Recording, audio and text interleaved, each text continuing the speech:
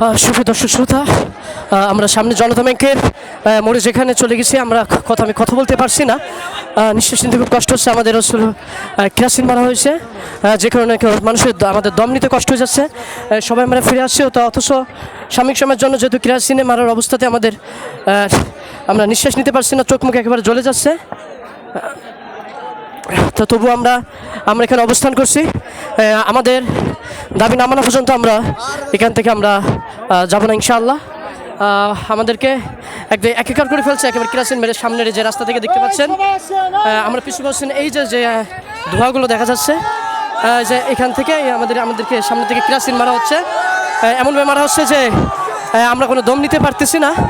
মাঝে এগিয়ে গিয়ে আমি নিজে দম নিতে আমার অনেক কষ্ট হচ্ছে।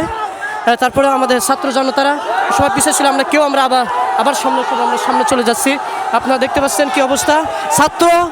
ছাত্র আন্দোলন চলবে এবং চলবে যতদিন পর্যন্ত আমাদের প্রত্যেকের দেহে এক ফোঁটা রক্ত থাকবে, তত সময় পর্যন্ত আমরা কেউ এখান থেকে পিছু হটবো না, যত সময় পর্যন্ত আমাদের দেহে এক ফোঁটা রক্ত থাকবে।